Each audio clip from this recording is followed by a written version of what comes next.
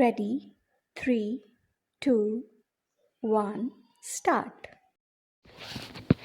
महोदय, योजनागत और योजनेतर दोनों तरीकों से वानिकी के विकास के लिए अपर्याप्त संसाधनों का आवंटन हमेशा से गंभीर चिंता का विषय रहा है। वानिक क्षेत्र का व्यय न केवल कुछ राज्य योजना व्यय का बहुत मामूली सा हिस्सा होता है, बल्कि व्यय की यह राशि वास्तविक कार्यान्वयन तक पहुँचते पहुँचते और कम रह जाती है। पूर्व योजना में यही हुआ और 8वीं योजना में भी यही खेल चला। मैंने खर्च का यह मुद्दा प्रधानमंत्री और योजना आयोग के उपाध्यक्ष दोनों के समक्ष उठाया। दोनों ने आश्वासन दिया है कि सुधारात्मक उपाय किए जाएंगे, लेकिन मैं आपका ध्यान विशेष रूप से योजनेतर खर्च की ओर दिलाना चाहूँगा। आपको अपने मुख्यमंत्रियों पर यह दबाव डालना चाहिए कि वन भी ठीक किसी अन्य अवसंरचना जैसे सड़क, बांध या इमारतों की तरह है और इनके लिए भी उसी प्रकार से रख रखाव की आवश्यकता होती है। यदि हम इनका सही रख रखाव नहीं करते और इनसे केवल मामूली वन उत्पाद, चारा, ईंधन, मृदा और नीम संरक्षण और भूमिगत जल स्तर आदि के रूप में लाभ पाने की आशा रखते हैं, तो यह केवल कल्पना के जगत में रहना जैसा होगा।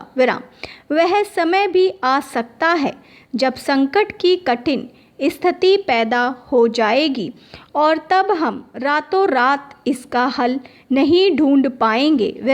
इसलिए हमें वनों के रख रखाव पर और अधिक ध्यान देना होगा।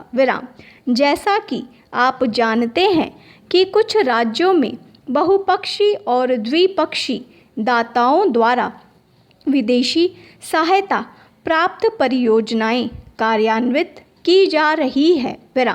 जिन राज्यों में वर्तमान में ये परियोजनाएं नहीं है, वहाँ ये तैयार की जा रही है।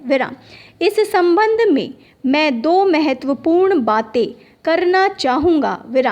पहली यह कि पर्यावरण एवं वन मंत्रालय संबंधित राज्य सरकारों से यह वचनबद्धता चाहता है कि विदेशी सहायता प्राप्त परियोजनाओं के लिए वन विभाग के सामान्य बजट से अतिरिक्त निधि का प्रावधान करेंगे। इस वचनबद्धता के आधार पर ही आंध्र प्रदेश वानिकी परियोजना के संबंध में विश्व बैंक के साथ सफलतापूर्वक बातचीत हो पाई। इसी प्रकार की वचनबद्धता मध्य प्रदेश वानिकी परियोजना के लिए भी दी गई, जिस पर कि विश्व बैंक की सहायता पाने के लिए बातचीत चल रही है। मैं देश के प्रत्येक राज्य और केंद्र शासित क्षेत्र के लिए वानिकी परियोजना चाहूँगी, लेकिन वह वचनबद्धता एक पूर्व शर्त के रूप में आवश्यक है।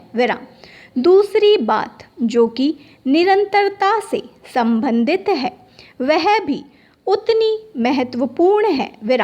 हमारा अनुभव है कि जैसे ही कोई विदेशी सहायता प्राप्त परियोजना समाप्त होती है, संबंधित राज्य वन विभाग अन्य विदेशी सहायता परियोजना प्राप्त करने के लिए मंत्रालय के पास आता है और यह केवल पूर्व परियोजना द्वारा वित्त पोषित कार्यों को जारी रखने के लिए होता है।